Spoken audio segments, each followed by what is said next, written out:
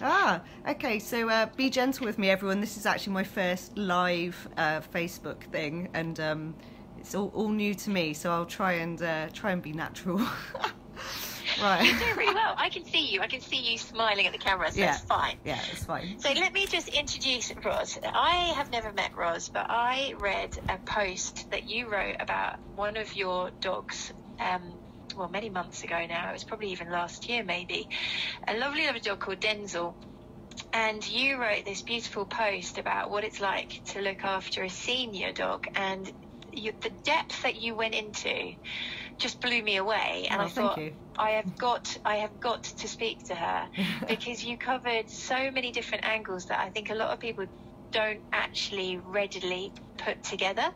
So I was hoping that we could just kind of go through that original post. Why did you write it as a start? Why? What do you do? I think it's when you live with an old dog, well, obviously you live with your dogs every day, they're on your mind every day, but as they get older, the intensity of care and the emotions that you experience as a result of having to adapt to their needs can be quite overwhelming. And you know, I've got quite a few Facebook followers of my page, and I just like to educate people, but also reach out for anyone who's going through it as well. So I've had quite a few friends who've had elderly dogs, and you know, it's maybe that they've thought of everything, or sometimes it can help them think, well, not just my friends, anyone with an old dog, think to how we can adapt our homes or our behaviour or our sort of lifestyle choices to suit their needs and improve their quality of life in their final years. That's exactly it. You know, I think we talk on the same sheet, me and you, because I think it's only once you've been there do you realise there's so many other things that you can do that are complete game changers. Does living with a senior dog involve? And here are some tips on how to promote longevity, but also what to expect. So we start off with maintenance, and you were talking about hydrotherapy. Do you want to just talk through what you used to do with Denzel, how old he was, et cetera, et cetera? Sure. So he was, I think he was actually about 11. I mean, he's a rescue, so his age is between 13 and 14. And when I got him, I rounded it up because that way I felt I wasn't going to be disappointed, you know, and feel shortchanged. So I thought, oh, if I age my dog older, then I'm not going to be shortchanged later in life. And now I'm kind of quite proud to have such a senior dog, so I tend to refer to him as a 14-year-old. And I think it was about 3 years ago that he, it was actually 2 weeks after one of my dogs passed away, so it was a really difficult time. He suffered an absolutely epic vestibular episode, and it was a phenomenal one. He was in, you know, he was in hospital for 4 days. Just explain what a vestibular episode is so people know. So we think his was a central nervous system episode. So it's basically where their sort of balance system goes, and they get what's called a nystagma, which is where the eyes kind of do this shifting, and and they can't, you know, stand. So all of a sudden he started collapsing and he couldn't stand, and I was at work and my partner was like, you know, Denzel's collapsed, and you know, he brought him in the car to pick me up from the shop I was covering at my shop, and we rushed him to the vets. And I'd read about vestibular episodes and I knew about them, and I was like, I'm quite sure this isn't a fit, I'm quite sure this is a vestibular episode, and the vets confirmed that it was. But he was in the vets for, I think it was a total of 3 or 4 days. And they were fantastic. They let me go and hang out in his kennel for hours at a time, and eventually he was able to come back back home when he was at a point where he could stand. But he basically had to learn to walk again. You know, he was on the floor for 2 or 3 days. I just felt horrified, thinking, how can, you know, mentally it must have just been like torture for them, for him or any dog that goes through it. That's really interesting you say that. Like, Ian Self is a very well-respected pain practitioner, and when he first said this, I never thought of it like this. So be prepared, cam followers, because it's a bit of a heartbreaker. But we don't know how how bad it is for an animal to, say, be in pain or be in distress, because we believe that they don't have the ability to have foresight and hindsight, so therefore they don't have the ability to know that it will stop. And when someone once said that to me, it was like being punched in the throat, because I'd never really considered that. So I think it is something definitely in the back of my mind that really makes me crack on and try and improve that dog's quality of life as quickly. Exactly. Because the idea of being in a state and not knowing if it was ever going to end, no light at the end of the tunnel, I think is a pretty dismal thing. So so you've got the vestibular started to improve, and you decided to introduce hydrotherapy, which ties in with our want to talk about like arthritic management. So you went to Chapel Farm, didn't you? I did, I get on really well with Chapel Farm. I've used one of their physiotherapists, Anna Richards, I actually think Anna and I have been working together for pre-vestibular episodes, so it was about 4 years ago.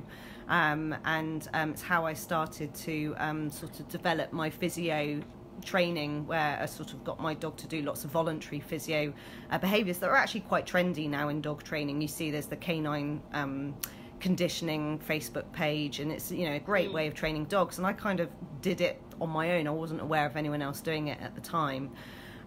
So I was already aware of Chapel Farm, and initially he had some Bowen work while he was at home, and then once he was able to walk again, I spoke to their vet at Chapel Farm, and she recommended, I think he had some acupuncture, and then she recommended that he did some water treadmill, and it was brilliant. And even though he hated water, we worked really hard on a positive emotional response to the treadmill from the get-go, so I was very careful with how I introduced him to it.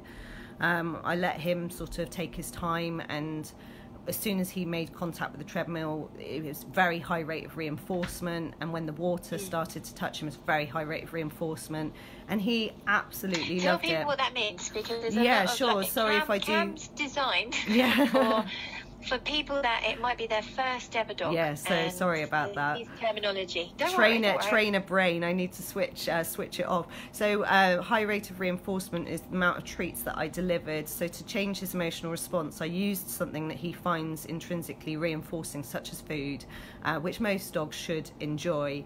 And at the moment, he was sort of starting to perceive something aversive, which is the water in the treadmill or the doors shutting on the treadmill. He was given a very intense rate of food, which he thought was fantastic. And he had a fantastic first session, and it was the highlight of his week to go to treadmill every week. I will apologise. Just to add on a little bit. No, my street dog is just telling my cat off because my cat's doing something suspicious in the corner. So if you hear any vocalization, my street dog is saying, excuse me, I'm trying to rest on the bed, stop what you're doing. So if you hear any weird vocal, that will be Kanita. Sorry, Hannah, what were you saying? So just so people know, like, this high rate of positive reinforcement is because you're trying to tie in a real positive, pleasurable experience to what would have been a little bit of a fearful negative, and it's about the timing, isn't it? Absolutely. You have to be quite spot on with that. So I mean, there are some different studies out there that discuss what is the absolute optimum for sort of the trying to get the most effective way of counter conditioning, so changing that emotional response, or developing a positive association. And generally I go for my preference is that there is a moment of perception, awareness of that aversive stimulus, just a fraction, and then in comes the positive, the positive stimulus, such as food, and so that's what I did very heavily with him, and it worked very, very well. Generally I tend to suggest that there's got to be some level of awareness of the aversive stimulus for change. Otherwise the food will potentially just block out. It could block out the aversive stimulus, or potentially the aversive. If you wait too long for the aversive stimulus to be perceived and for it to become a problem, then it's potentially food may lose its reinforcing value as stress levels rise. So the timing's quite important. And also and it worked really well for him as well. Yeah, didn't it? for a dog that hated water, who would walk around puddles and that sort of thing. I was really ready for the moment that water sort of slowly came across the treadmill and made contact with his pads on his feet, and we were there ready, and he was already being reinforced for going into the treadmill, because it's an unusual experience. It's a glass box. Oh, totally. I did it to me myself the other day. I actually went down on my hands and knees and just kind of was like, oh my god, yeah, I think like being in Tupperware. Yeah, I think it must be. I think it must be a really unusual experience. And what I always did is routine with Denzel, which Chapel Farm, initially were like, oh, we've not seen this before. And then they fully understood the concept. But I always ran a baseline test. And by that, I had both doors open, and I would walk him. He would have to walk himself voluntarily through the treadmill, and I would always let him leave it. So he would go through and come out the other end. And then he'd do a U-turn and then re-enter the treadmill, and then we'd shut the door. So he would always have to say, I'm ready to go in. And he would That's really good. Yeah, and he would always be given the option to, the escape route initially, so that we weren't just immediately trapping him. We were always saying, this is what we intend to do. And so the fact that he was initially always able to leave, and then as he started, we did treadmill pretty much weekly for, I think it was about 2.5, 3 years. And then very recently, it was only about 3-4 months ago that I stopped doing it, because he was starting to hesitate far too much going in.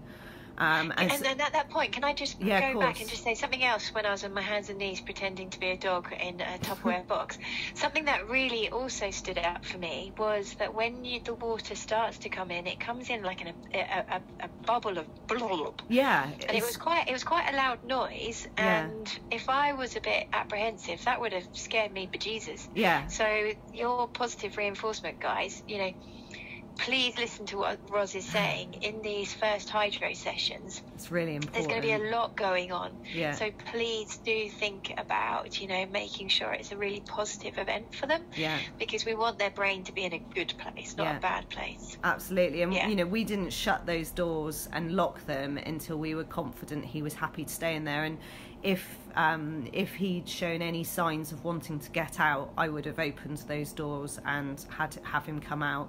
We only stopped the sessions when he was slowing down, because it's got a little ramp going in, so partly it's just the gradient is tough, but also for him a lot of the issue was actually the duration he was standing for, and he just started to fold back onto his hind legs too much, and his core strength has gone a lot, and so standing he's swaying a lot, and so he ended up leaning on the side of the treadmill, and I thought I could see it was no longer a reinforcing, it was starting to not be a reinforcing thing for him, and he used to love going, and I just started to feel like I don't want it to become an aversive, and so I stopped his sessions before it became too difficult for him, which was really sad, because I'd see the girls at Chapel Farm and we'd all have a natter, we've become amazing friends, and they're amazing people there, and they care about dogs. It's very, as most canine professionals do,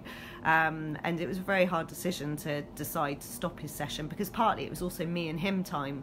So he's in a multi-dog household, and we would go in the car, and he would love seeing all of the other dogs that were struggling with their physical disabilities. He'd be like, oh, hello, what's wrong with you then? Don't you just love seeing that? And, sometimes, a lot of the time I've observed it, and I don't know whether I'm going to talk totally out of turn, but it's almost like dogs that have begun to struggle can almost identify other dogs that are beginning to struggle, and they feel safer. I think so. It's that it is about the strength and the the perception of potentially how vulnerable they are, and if they have another weak individual, then they know they're not going to be a threat, perhaps. So it is possibly going to be a little bit like, oh, you're on my level, and I feel comfortable around you because you're not fast, you're not strong, you're not bouncy. And you know, I think, I mean, he's a very social dog, but he just seems to be quite insistent to meet dogs there. And it was very much like, and what are you here for? So yeah, he just seems very insistent. You did the same as me when you put a silly voice on it. Yeah, that wasn't actually his voice, but yes, he's very much got his voice. So, well, this gives us a really good opportunity to kind of veer into like the behaviour, dog walking, physio, and then we're going to come back to dental. So one of the things that I loved about reading your post was the fact that you're seeing it from different disciplines. So we're going to go back to your post in a bit. Yeah. But for now, what I would love to tangent slightly into is pain and behavioural presentations, and then ways with influence behaviour we can potentially influence pain. So we've got a nice core hearty bit to this Facebook Live, and then we can go back into the heartfelt story again afterwards, because one of the things I love about all the people that contribute to CAM and work for CAM is that we've all been there. And what I want CAM to continue to do is to be empathetic, and I think anybody that does any voluntary work for CAM, they know how you guys feel. So any follower of CAM that listens to this and thinks, oh my God, you've just touched a nerve because that's how I feel, we've been there. Yeah. So let's talk a little bit. You started off as a dog walker, didn't you? And then you've gone into behaviour, and now you've gone into physio.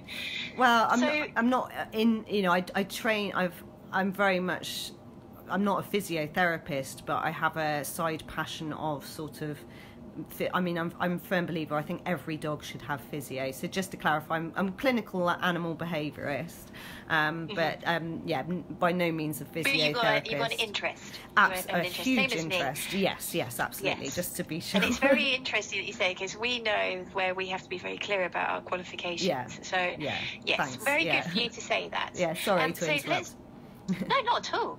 So help the CAM followers out from the perspective that we've had a changed behaviour, and could it be pain? And then, as I say, we'll proceed on to things that we can do to influence behaviour that might help with pain. So let's start off at the beginning. We've got a lovely lady, she's called Mrs. Smith, and she's got a little bit of a tubby Cocker Spaniel whose tail doesn't stop wagging, and he's always been the light and soul of everybody in the dog park, the house, you know, everywhere she goes, everybody loves Harry. He's called Harry, and he's just started to change his behaviour. Nothing else is visual. She's like, he still looks the same, his posture's the same, and he's just started to be a little bit, you know, defensive around other dogs. That's something that I've seen quite a lot. Can you kind of talk through that and then lead on to other things that you've regularly seen in your work? Yeah, so I think, you know, when dogs do suddenly develop a behaviour change, it's always important to rule out pain, and that's why any really credible behaviourist, in my humble opinion, should work via vet referral. And I think vets have a really hard time in their small, you know, depending on the vet practice and their, you know, their practice, but actually spotting some of the really subtle stuff, because they have a very small window, you know. So if there's a very subtle bit of hip dysplasia going on or something like that, and, you know, vet's seen a dog in their practice for 10 minutes, you know, it might still seem, they might have said this dog has no pain, and we consider it to be a behaviour problem. And, you know, we absolutely respect the vet's perspective, but I do think that they can have a hard time in that short consultation window, you know, and if they don't take the dog outside of that small consultation room to see it moving, and also, you know, bearing in mind a lot of dogs when they are in the vets may mask their pain because of the arousal they're experiencing in that environment. So we always should, regardless of if we get a vet referral or not, should always have pain as a differential to rule out. And obviously we're not there to diagnose, we're just there to observe, and we're there to try and piece together the information. And that's a really good opportunity to try and just tackle this one a little bit further, because I think it's an area that all of us know needs to be worked on, and everybody that I speak to on CAM feel that this communication between the vet who's the diagnoser and the prescriber and the therapist that has potentially a different angle on it how we can improve that. Sarah Heath did a brilliant live, and I don't think it recorded very well, but she was talking about how chronic pain in her mind really can't be managed in the consultation room environment because of what you've just said, the level of arousal, the distraction, you know, they're pretty hyped up. And I know I've seen dogs that as soon as they're in that environment, they just become quite inhibited, and they don't give a pipsqueak that there's a problem, and you're extending, you know, hips that are sore, but the dog's like, right, just do it, I'm out here. As soon as you've done it, I'm gone.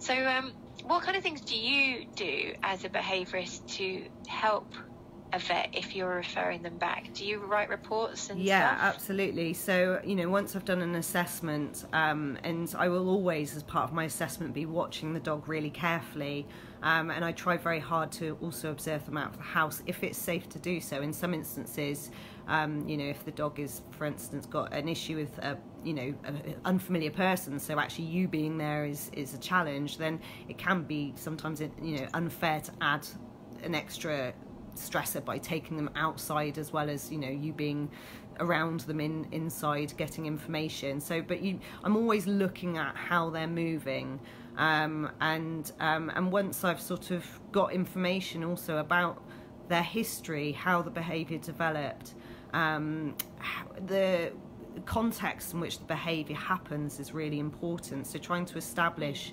is it unpredictable, has it got a specific cue, and you know, and what is the behaviour in response to that cue, and then with that information, what we're trying to figure out is, you know, what's the motivation, what's actually, you know, creating this behaviour. Is it is it an emotion, or is it a physical feeling? And obviously that physical feeling can lead to fear as an emotion, a fear of further pain, you know, so anticipatory pain.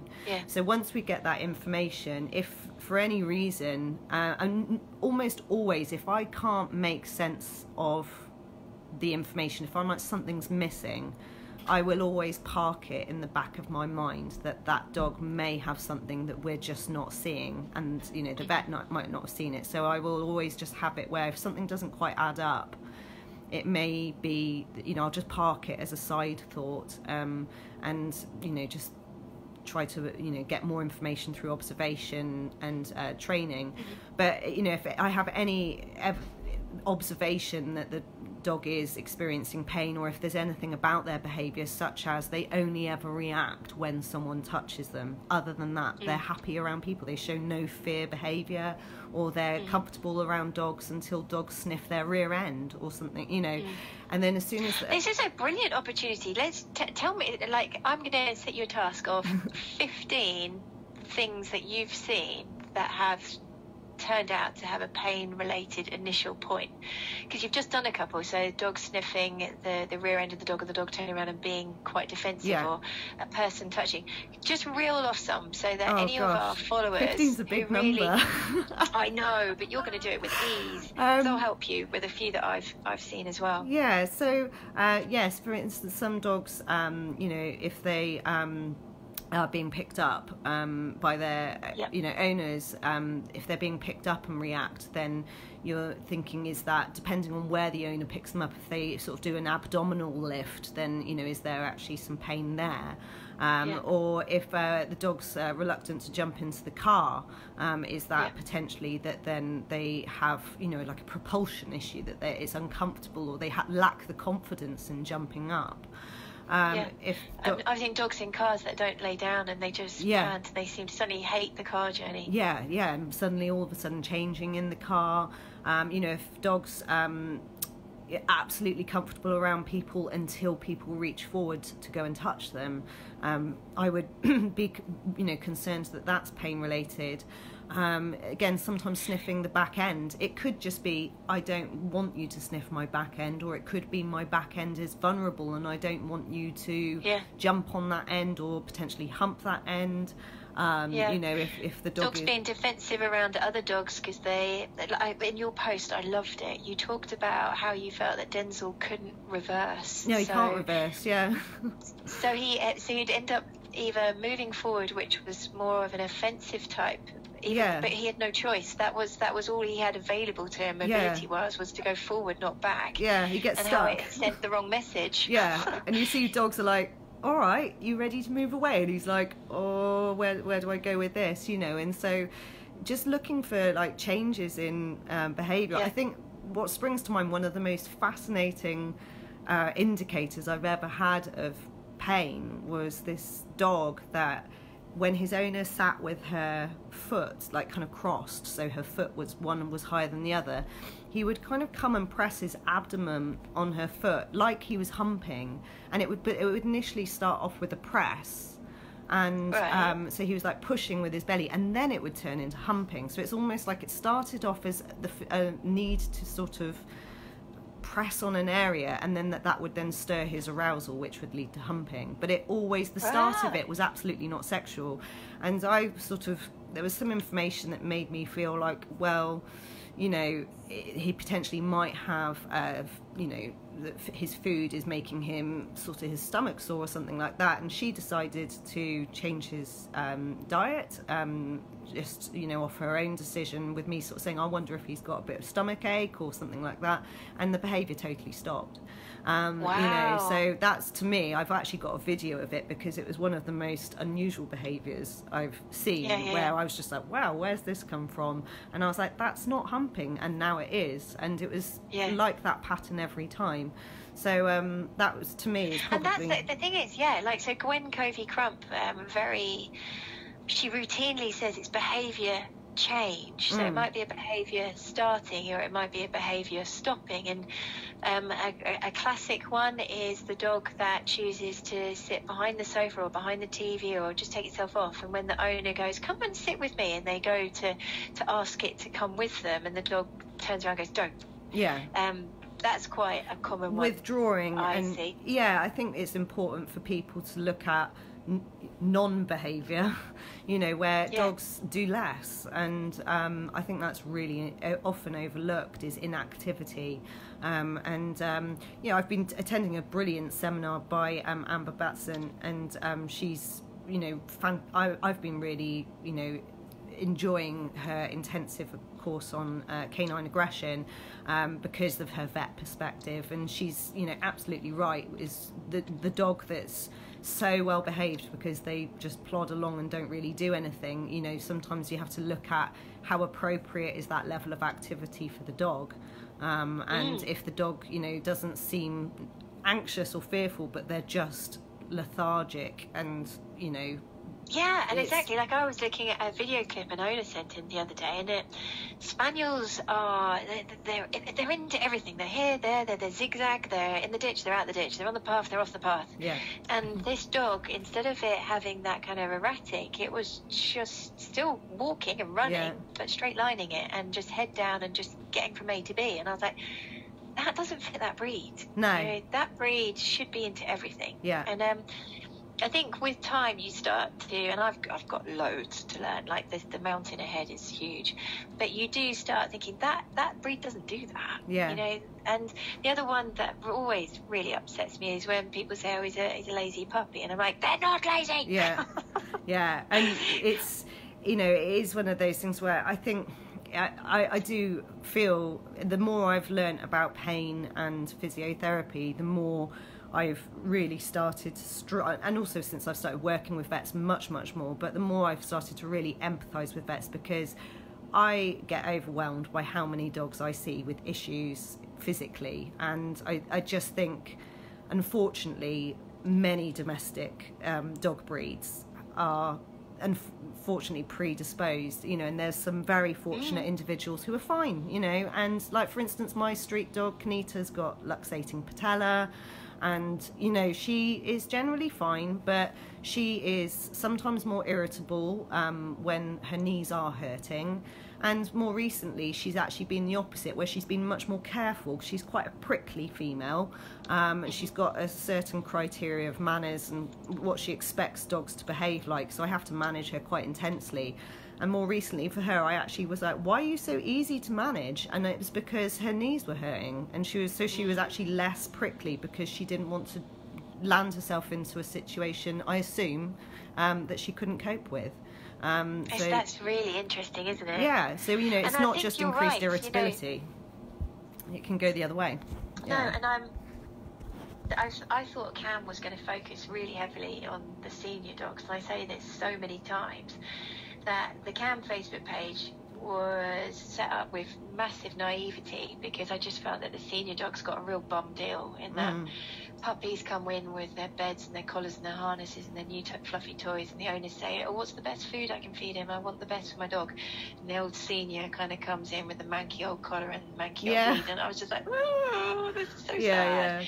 But it's really changed, the dynamics, the population that follow this page and read the website are from dogs that are 4 or 5 months all the way through to the 12, 13-year-olds. And I think the veterinary profession are just beginning to really understand how big a problem we've got. It's really bad. It's really bad. It's awful. It is bad. Yeah, and it makes me sad. Because dogs no one deserves it. I mean, obviously humans, we have our problems, but we can talk about them, and these poor dogs are like bred and predisposed to have issues physically, and again, not all of them. I have to stress that in case someone says, well, my dog's fine, and some dogs genuinely are. Like my Border Collie has fantastic conformation, sometimes gets a sore hip flexor, but generally he's fine. And but at the same time, so many dogs have physical issues, and the amount of terriers I see that are for behavior, or cockapoos, or labradoodles with hip issues and luxating patellas, and if I see a sort of limited response to training and behavior modification, and I've flagged up that the dog is skipping, and I will always put in my report, which you asked me about earlier, I will write a report to the vet, and I will often flag up and say, I've observed some skipping, just so you know. If I've mentioned it to the owner, they might come back to you, and if the dog doesn't respond as strong as hoped, then we may I may encourage them to come back, and you can decide how best to proceed. And that's really fascinating as well, because I do a lot of extrapolations and whether this is right or wrong. So I've got a gammy toe at the moment, and anybody that knows me, they all think I've got gout, but I keep saying, no, it can't be. But having that pain on just foot placement, and I used to run quite a lot, and I'm not running because it hurts, and I'm beginning to get posture change because I'm rolling to the side of my foot away from my slightly throbby, slightly stabby, achy toe, and now I've got a little bit of hip pain and lower back pain. You're like, oh my god, I am a walking, living Cam example. It is difficult to live with it, but I'm still walking, I'm still going to work, I still drive my car, I still walk the dog. It does affect your mood, but you still get on with life. And I think it shouldn't be hard to persuade people that you can have pain and still function, but it doesn't mean that you should then be left living in pain. We should be doing our damnedest to try and resolve it. So let's finish off with just other pain behaviours. Are there any other ones that you want to take this opportunity to speak to thousands of people that will eventually watch this and say, if your dog does this, or this, please just flag it up. Is there anything specific that you want them to know? I mean, often the most obvious is increased irritability, and then being withdrawn, but then also sort of actually avoiding touch is quite a common one, and I'm not sure sometimes people may notice, because it can be very subtle. It can be as subtle as that you're stroking your dog, and as you get to a certain body part, they just move that body part out of the way. So it can be really subtle. It doesn't have to be that they get up and fully walk away. It's that they actually may just angle their body so that part of the body does not get, it's less easy for us to make contact, or they stop us making contact. And it's so polite as well, isn't it? It's really almost polite. Like they look straight ahead and they just sidestep and go, no thank you. It's exactly. very English almost. I'm not going to cause a fuss. Please I'm don't. just going to move slowly in this queue forward. And as you say, as a vet in a small cubicle room with no windows and no fresh oxygen, and you've been there for 4 hours and you're trying to get your lunch break, picking up on that subtlety, it's hard is job. really hard. It's really hard job. Yeah. You know, because you're greeting the owner, you're trying to type up the notes, you're trying to look at their preventative health history, and they sidestep. So what does that mean? Do they do it again and again? It's very, very difficult. I do feel for vets. Yeah, I do. I really do. And it's something that I've really sort of, you know, over the years made sure I'm like, yeah, you know, and I try and it's a tough one because I don't want to make vets, you know, I always get a bit nervous about sort of saying to a vet, well, I think, you know, this area needs investigation, because I work so closely with Anna Richards and I've sent a lot of dogs to her for physiotherapy. I've pretty much, I think I've almost got I think it's almost 100% success rate of saying there is a problem in that area, that Anna has then gone and confirmed, and she's incredibly thorough. She's a vet physio. So I've sort of started to feel a bit more confident, but at the same time I'm always very careful because I don't want them to feel like they've been negligent or that they've, you know, not done a thorough job. It's quite simply that when you are watching a dog moving out they're moving from a walk to a trot, so looking at if there is, you know, generally I just say to people, if your eye is drawn to an area and your eye keeps going to that area, that's often for a reason. There's non-fluid movement in that area. And you know, the body isn't moving as well, and that's why your eye is going towards it. So I think that's a good point. Yeah, so I generally have to, I'm very careful, but at the same time, you know, I have had to sometimes be a bit like, I think, you know, really, you know, this dog needs that pain relief, or a trial. I would like them to, because they're not responding in any other way, and it is difficult because obviously it's not my position to say, but sometimes you really do have to sort of be like, you know, we need to try and make sure that dogs are pain free, really. Which is a good point for me to kind of butt in. So you've just referred a dog to me, for example, cyber referral, and it was Mrs. Smith with her dog Harry, and he, as I say, started being a little different to dogs in the park, a little bit standoffish, maybe even just intolerant. And you, as the behaviourist, has said, you know, this is not right. You know, he's also got a little bit of a posture change, or we've noticed he's just a little bit of a skip. What vets can do is we can say, you know, I haven't managed to find and localise the source of potential pain that might be there, but we can certainly put him on a anti-inflammatory trial for, say, 3 to 4 weeks, and let's see if we see an improvement, which leads me very cunningly into the next difficult bit, because some behaviours become quite learnt. So then being able to work out whether the behaviour that they're showing, which is a sign of pain, what if that behaviour doesn't go but the pain is better? And that ties in quite nicely with one of our questions, which I'm going to come back to from Rachel Bison. But this is quite complex now. It is. It can be really difficult. So what do you do? So you've got a dog that's become a little bit intolerant of other dogs in the park. You've got it on pain relief, and, you know, let's say that we were right. It was initiated by a painful focus, but that behaviour is still there. How can you tell if the pain relief is working? It's a tough call. I mean, generally, obviously, we're looking at how the dog's moving, and you know, there's always other signs I find to pain. That often the dog's facial expression changes when they're in pain. So I usually see if there is like quite significant pain, the eyes become quite glassy and dull. And the face can often become quite lined, and they often pant and draw back their lips so that you can see their molar teeth. So often if I generally see a much brighter dog who, away from the sort of trigger stimulus, i.e. let's say a dog, is looking more comfortable, then you can start to be like, okay, well, if they're jumping into the car well, you know, they're one of the things you mentioned earlier about what other signs are there about pain, lack of response to training, so not being actually able to fully focus on training is, to me, it can be, depending on context and depending on very many variables, but that to me can sometimes be a sign of pain, because I know full well, as you mentioned earlier, extrapolating, when I'm in pain I struggle to focus.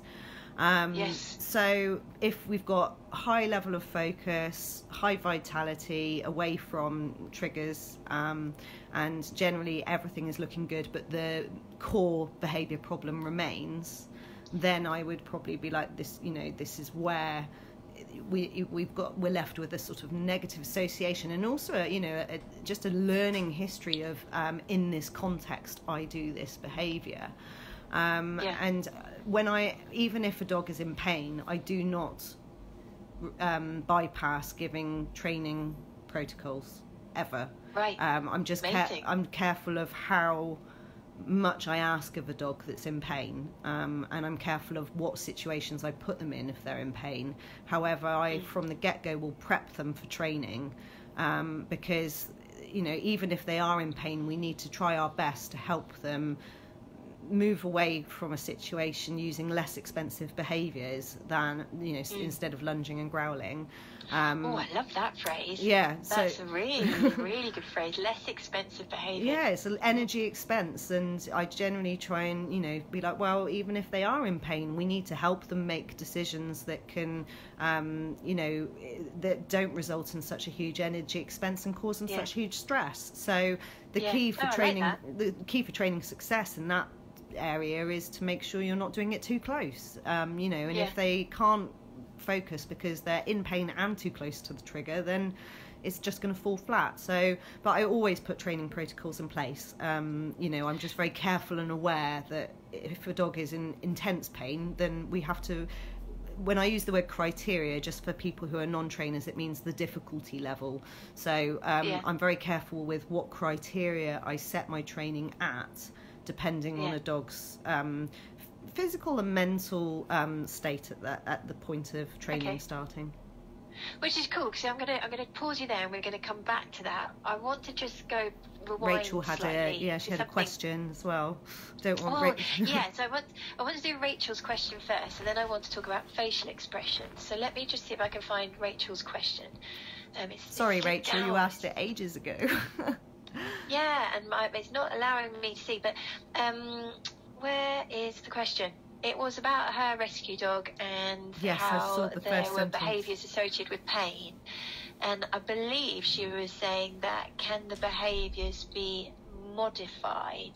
And let's play with that a little bit. Once, say we've got this Harry and Mrs. Smith, and we feel that his facial expressions, his happiness level, his contentment in the home environment has improved. So we feel that pain control is good, but the behaviour is still present. What kind of timescale, what kind of input would your average owner be looking at? Because this is common to now deal with the behaviour. Because I think I meet lots of people that feel that once they've got the pain under control, jobs are done. And I'm like, no, sorry guys. Once in a blue moon it actually is, which is, you know, in every now and then you'll get a dog who's like, I'm fine now, I'm happy. But, you know, we should always remember that learning is always taking place. Like, it doesn't stop. You know, if we're alive and breathing, we're learning. And, you know, if our eyes are open, we're most definitely going to be learning. And if we're interacting with others, then we are, you know, perceiving information and storing that information. So yeah, I think there's so many variables involved in prognosis and how long these things take. And one of the things I do sort of tend to say to people is, you know, if your dog has been behaving a certain amount of time, then it's, you know, realistic to expect a similar amount of time to try and have the opposite effect. But, you know, fear is an adaptive emotion, you know, that's there it's got a strong, you know, evolutionary purpose to keep us alive. It tells us that there is danger, and it will always be a dominant emotion. It will always, you know, come to the surface more readily because it's there for a reason. And I think, you know, once you know, if a dog has had a long time to practice sort of fear-based behaviours, such as, let's say, fear, you know, defensive aggression, or, you know, in anticipation of pain around dogs, and if they've been practicing that for a long time, and, you know, and let's just say the dog is already genetically predisposed through, you know, sort of genetics set them up to be potentially their personalities a little more cautious or a little more sensitive, and their learning history prior to the pain potentially also has set them up. So it's always nature and nurture. And if all of those factors come together, and then sometimes it can be very difficult for dogs to, whereas a dog that's very socially motivated. Rachel's asking. Yeah, so Rachel's asking, she said, but Romy Rescue, can behaviour improve if pain is managed but condition continues to worsen? And I think that's what you're trying to say, is that it's very hard to preempt which ones will do well quickly, moderate time or lengthy time. But I think it's fascinating what you just said about genetic predisposition. Like, Luna is just amazing. She's the most lovely dog, and she's treated like a princess, and everybody loves Luna. However, I feel that she's kind of not got great emotional resilience, and that she gets upset very, very easy. I got my van stuck in the mud yesterday, and I was trying to get it out, and Luna was doing something. I went, "Oh, Luna, just not now." And that was enough to wipe her world for the day. That was it. Game over. And so I should imagine if she ever was to suffer a pain state and she had something happen in her life, I should imagine that she is going to kind of print it in her brain quite strongly. It's going to be quite hard for me to start reversing and, as I say, I haven't got your technical language, but modifying her behaviour. I think it would be quite hard for me. So I love the fact that you've said nature nurture. I think people need to hear that. And again, it's if a dog has very strong social tendencies, that they are generally, they've got a strong level of resilience and they are a very social dog, they are probably usually the ones that come out of the other side and go, oh, I feel good now, so I'm less irritable. Whereas the dogs that are a little more sort of sensitive, are potentially may always need some level of management. But I do strongly believe that through positive reinforcement training, if it's done sensibly and carefully and well, then we can develop a really good dialogue with our dogs. That's what good training is about, is finding a way of communicating clearly between learner and teacher.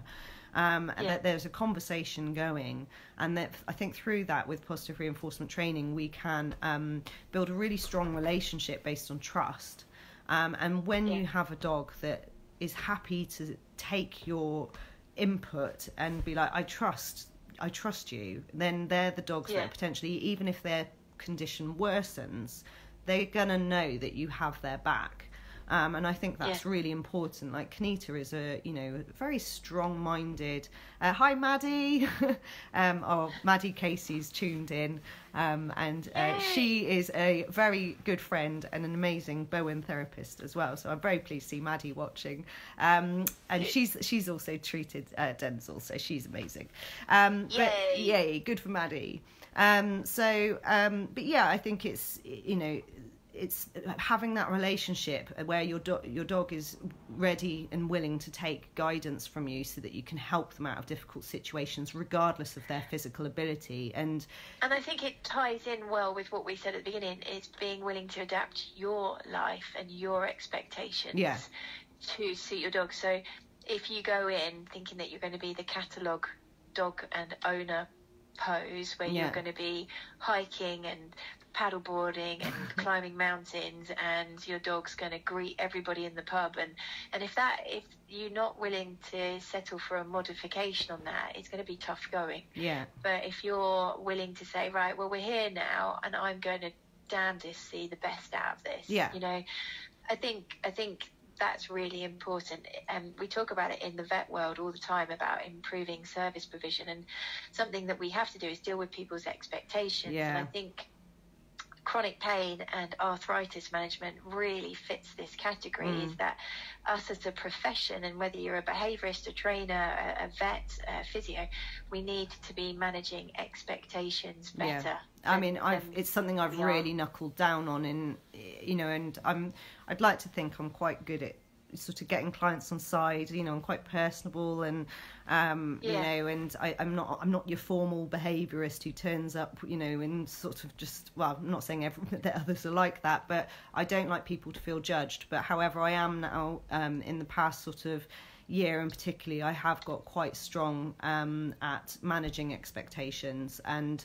I'm not giving out false prognoses. And I always say to people, never say never, like never stop trying to continue to improve, because any improvement, you know, is a good thing. However, we must always keep our expectations in check, because if we have got a dog of a certain type who's got a certain learning history, you know, and it can be very difficult to change that, because ultimately we don't speak their language and they can't rationalise. So we're trying our best. No. And it's not just about our dogs, it's about the world that they live in, other dogs, other people, and we can't always control everything either. So I think managing expectations is important, in all, important. And I think especially when it comes to pain, you know, having to sometimes say to people, I'm sure you probably have to do it far more than I, where maybe you shouldn't be doing this with your dog. I'm afraid you've got a dog who actually, you know, is going to thrive doing low key exercise, and you know, who shouldn't be. Me personally, just speaking slightly controversially. And I don't mind doing it, because if it creates a bit of controversy and it gets a discussion started, I might as well do it. But I do find it quite strange when we have animals in where a certain activity or routine or habit has exacerbated a condition, and we are doing our damnedest to try and get the condition under control, and then they're striving to go back to that activity or that habit or that routine that made it there in the first place. And I sit there going, this is nuts. Yeah. What are we doing? And I hope sometimes I don't put my wishes for my own dog on everybody else, but I get the general impression that Joe Public want their dogs to live as long as possible, as comfortably as possible. Yeah. So to me, it's a logic no-brainer of if lobbing a ball with a ball chucker has led to your dog buggering up its tendons. Yeah. And you know, we've done a 6-month plan, and we're just getting back to getting some kind of balance and comfort, and you want to go back to doing that? Sorry, is that crazy? It is. It's difficult, and it's the same with behaviour modification, in that you can recommend a level of management, and then you start to get some progress, and then with that progress they very quickly slip into old habits. And what I do try and recognise is that there are often good, you know, reasons why people find those activities so reinforcing. You know, for instance, you know, if someone is really keen, no matter what, to take their dog to agility, it might be that agility for that person is one of their most important social activities of their week or fortnight. And I do try and be a little bit cautious of taking that away, because you know, an owner's mental state being it's really important they've got a positive mental state in order to follow a behaviour modification program successfully, because it's tiring. So I think we get on so well. You're going to become like one of my best mates, because one of the things that we teach is we have the CAM pyramid, where the cube at the top of this pyramid, so there's 4, 3, 2, and then the top cube is called rebuild. And it's not just about the dog, it's about the bond, the relationship. You know, we have dogs for a reason, and if we're seen to just be taking everything away, we're not going to get compliance and adherence to the plan. So we have to be very aware of replacing a less suitable activity with a compromise. And that's something that, you know, vet profession, you know, pet paraprofessionals, whatever, please bear that in mind. If you just keep saying no, don't do it, no, don't do that, no, don't do the other, they're going to go, well, what and I can used I to do that, you know, I used to do that because of my initial education. So, you know, Turid is an amazing lady, but she has a very clear formula that she sticks to, and I very much adopted that, and you know, it's very easy to is that Turid, did you say? Yeah, and you know, she's an amazing person. I've learned an awful lot, and I owe a lot to Turid. But it's very easy to become a little bit sort of, things have to be this way, and ultimately, you know, the human half of dog training is the most important part. You know, I'm not there to fix their dog. I'm there to help them make them and their dogs' lives better. And I need them on board to be able to do that. And if I am perceived to punish them, their lifestyle choices too heavily, then they're not going to want to work with me, and they probably won't follow my plan. So it's really important, I say, that we do find compromise with everything that we're suggesting. But sometimes we do have to be a bit down the line. Yeah, no, absolutely. And I think this is an exciting field, and I think anybody that is producing pet-related products, this is an area that needs more attention. You know, we need to have more things that we can do, we can offer to purchase for these owners with dogs that are less able. Because the likes of me and you want to be able to give them replacement habits, hobbies, enjoyment factor, and so it's a market to be filled in my mind. You know, so let's now, because we've been going for just under an hour. Let's just go on to. I know. Where did that time go? I told you it's easy, isn't it? On top of an hour of tech support. I know, that's crazy. Right. Can we just dabble in about how behaviour modification can influence pain? Because something that I hadn't really considered about is, you know, if you've got a behaviour that is a really negative behaviour, it can actually make pain worse, and the perception of pain. So by modifying behaviours, you can actually potentially influence pain. Now, this is an area that I am out of my depth. I fully respect, and if you felt comfortable just to kind of reinforce that. It's an interesting zone. Yeah, it is, you know, and it's worth noting that most dogs that are overreactive are often in a sort of tense, hypervigilant state, and those activated muscles of being in that state all the time, I think they can get, you know, if they haven't got a primary source of pain, and you know, that, let's say they've got a hip issue, if they haven't, but also that reactivity can cause a lot of body tension, and that tension can become sore. So I think it's, you know, part of the sort of byproduct that you can get with a successful behaviour modification. What I often will observe, and I always feel it's a really strong marker that I'm on the right track, is that the dogs can't even say what they're called now. This is what happens when you keep me on the phone for an hour. So is that their body starts to become softer and more rounded, and so I think that in terms of how behaviour can change how we hold, you know, how our emotional states, I should say, can change how we hold our body.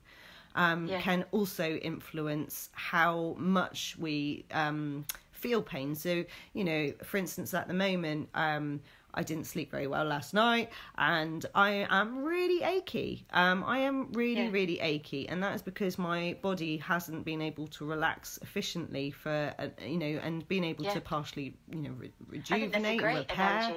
You know, and I had a job once that was so stressful that I didn't realise until about 3 months into it that my shoulders, by the end of the day, were quite near my ears. Yeah, really rock solid. Really rock solid. And I'd come home and I'd have quite a bad backache, and I'd be thinking to myself, what the heck?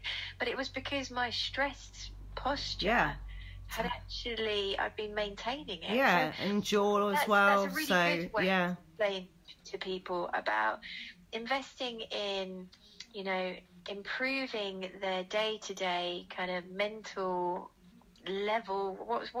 Use the right terminology for me, because I'm floundering. So for people to invest their sort of just to invest their time and sort of mental capacity in improving their dog's emotional state can have broad implications. So beyond just the actual problem behaviour, it's sometimes difficult to pull apart what comes first.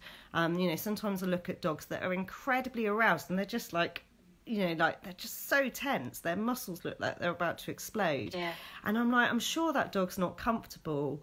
But I don't know if they're behaving like that because there's an underlying cause, or if they're now uncomfortable because of their behaviour. And sometimes it can be a little bit difficult to establish what comes first. And in some instances, we never really know. And it's a bit like peeling an onion. Once somebody said to me, sometimes you need to just get in there and start kind of relieving and working and lifting layers. And as you say, you might not get to what was the chicken egg situation. I try not to spend too much time. I mean, obviously I want to know what's the emotions and the motivation that's contributing to this behaviour, but ultimately I need to look at solutions and focus on solutions. So once I feel like I've got an idea of what's going on, I like to get a history, but I try and move on from that history. Once I've got an idea of and I've narrowed down my differentials, I move on to solutions as quick as I can, because I've got utmost respect for you behaviourists, because it's tough monkey, isn't it? Because they can take a long time.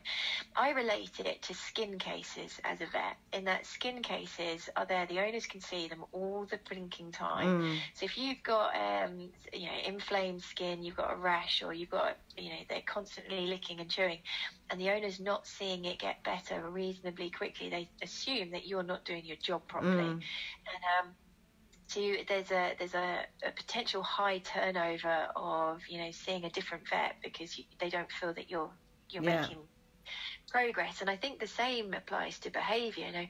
As you say, not sacrifice going for what's the core reason behind this, because you need to start getting some improvement for that owner to go, you're worth your weight, I'll stick with you, what you're doing is okay. And ultimately totally people want solutions. And I'm a very I'm by no means a sort of a diehard to myself, in that if I am looking at the dog's response to behaviour modification as my data, and it's, if they do not respond after a certain period of time, then I start to question whether I got it right.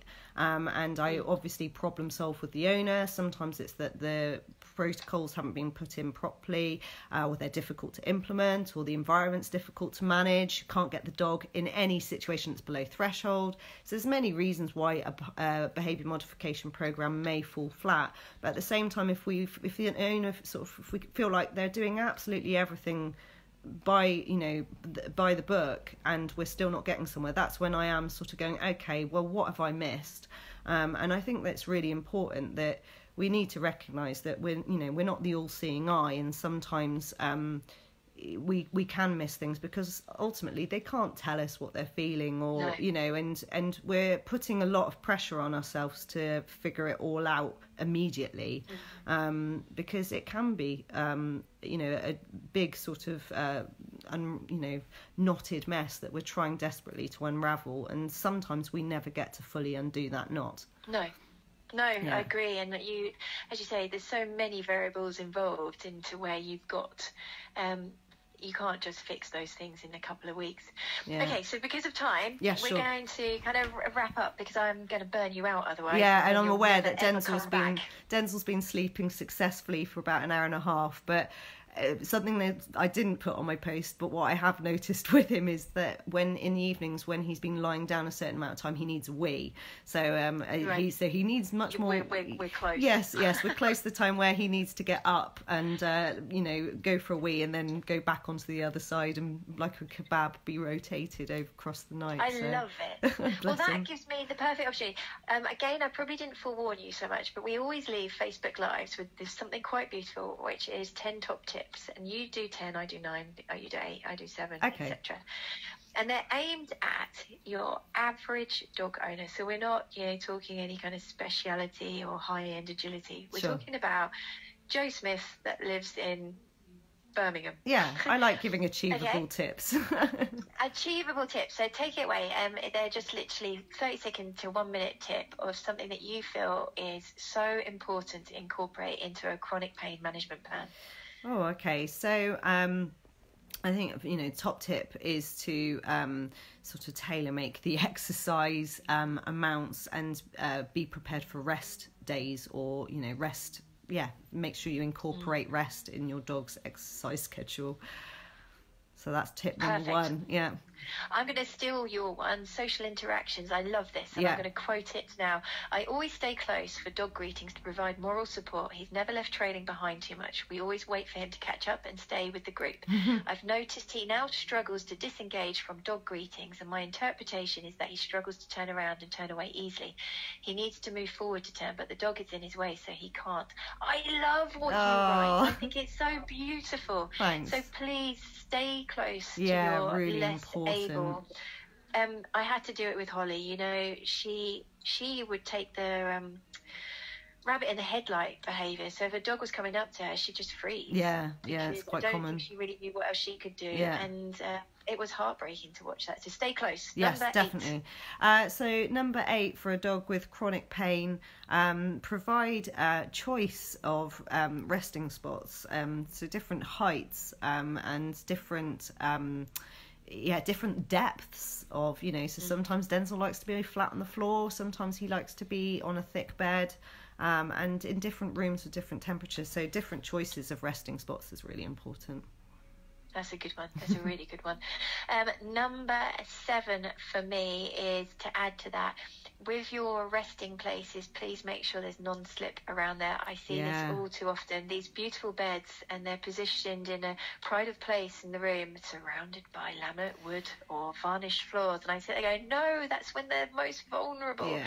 Their muscles and their nervous system hasn't quite woken up, and they're expected to go out and face that challenge. So make sure that they have got traction for when they get up and start moving. It's something with Denzel that, our house is, all of downstairs is pretty much all laminate or stone flooring, and I've put as many rugs as I can down, but unfortunately it's not, sometimes it's that he will move onto an area and then start slipping, and thankfully I'm going to be moving in 3 weeks to somewhere which is carpeted, and I'm really actually happy for what may be the final few months of his life that he's going to be on where permanently on flooring he can traction on, because as much as I try, sometimes he is slipping, and it's absolutely horrific to see. But I've got rugs everywhere, and that was going to be my tip, but you beat me to it. Number 6, yours is rugs. Yeah, but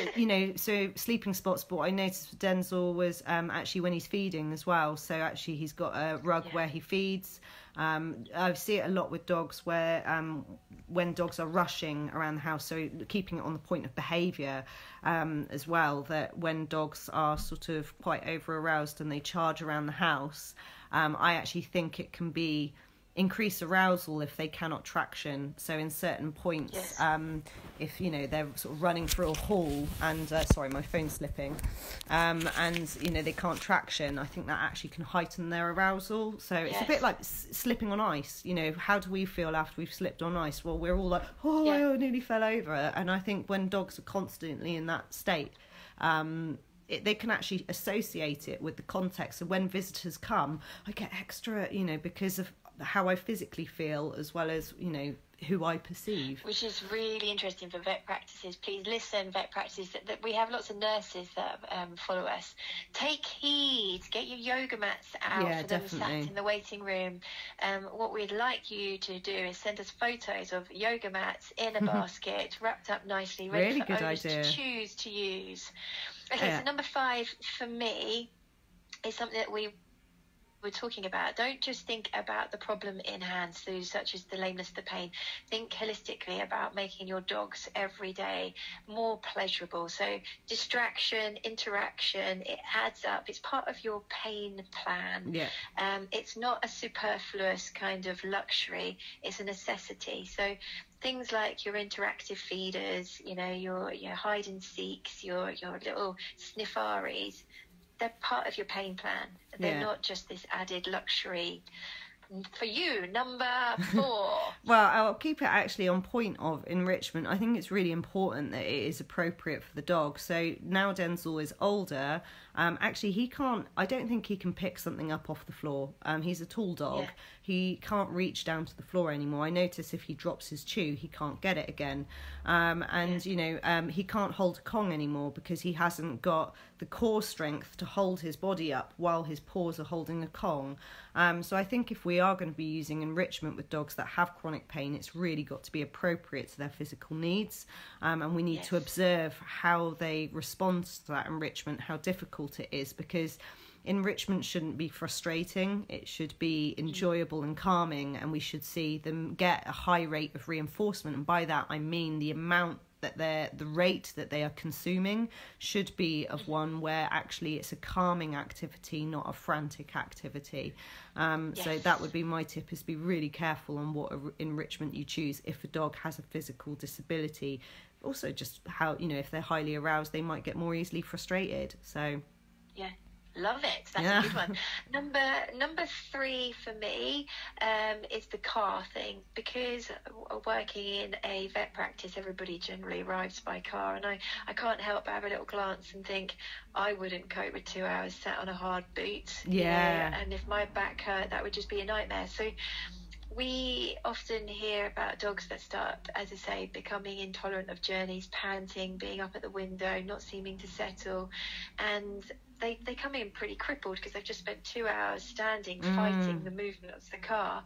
Make sure that car is comfortable for them, and that might mean that you have to do backrest, so like a baby bumper all the way around the boot. Make sure it's a nice memory foam, that it's cushioning but it doesn't engulf them, that they don't get caught up in it. Yeah, similar for horses. I feel so sorry for horses. In my equine module for uni, I was just like, I've often wondered for horses how difficult it is for them to be stood on a journey for 4 hours, and it does absolutely exhaust them, and then they've got to go and compete in an event. Poor things. Not all of them. No. Not if people are switched on. Yeah, bonkers. Some people are switched on, but I know when I used to horse ride, I'd turn up and get on my pony and then run, and just totally naive to the fact she's just been stood up in a lorry for 4 hours. Poor thing. I know. Yeah, and tragic. I think that's the most passionate people that I meet are the ones that have this dawning, the sun coming over the hill, and you go, oh my god. Yeah, my horsey days have haunted me. I've made I've done every mistake, and I sit there going, okay.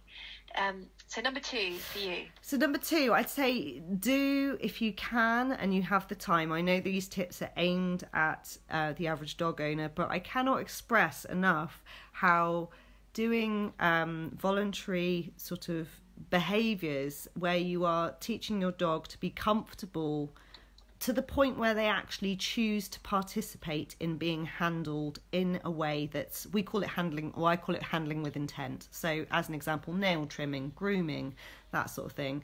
And you can look up cooperative care behaviours or voluntary veterinary behaviours. There's a video of me doing them on my website homepage, and they are, in my opinion, one of the most amazing ways of getting dogs to learn to communicate. Again, that they can actually be reminded you can use low-level signals. I'm listening now. That's a great way of building up a relationship with your dog, and actually also helping undo that anticipation of pain. It's my analogy is that when I go to the dentist says to me, because I'm a bit nervous at the dentist, they're like, if you're nervous or you want me to stop, just lift your finger, and I can actually do so much more. I can be like, just another 5 seconds before I lift my finger, or just another 10 seconds. Lovely. And then even though I hate it, because the dentist has given me control, I'm actually able to be like, come on, Roz, be brave, because you can opt out if you really have to. And I've been doing intensive training with a dog all week who was biting vets and biting groomers and his, snapping at his owner. And today we were doing mock vaccination. Obviously, I don't use needles, but I've got like a syringe with a cocktail stick. And, day 4, this dog's like, I get it. If I need you to stop, I just look away from this. And it's a very powerful form of training, so I cannot recommend it enough.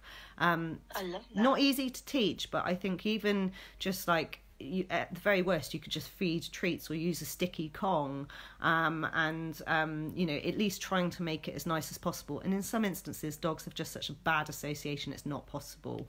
But if they are at that point, please go and get some help from someone who knows how to train consenting behaviours, because it's powerful stuff. Powerful. Oh, it is powerful. Yeah, definitely. So number one from me. Yay.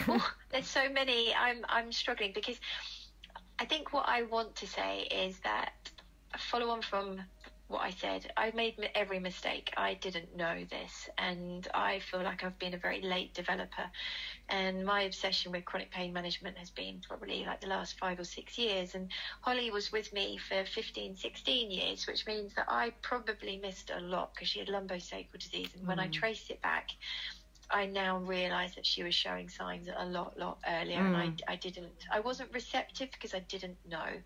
So my number one is, CAM is trying to help people identify this disease earlier.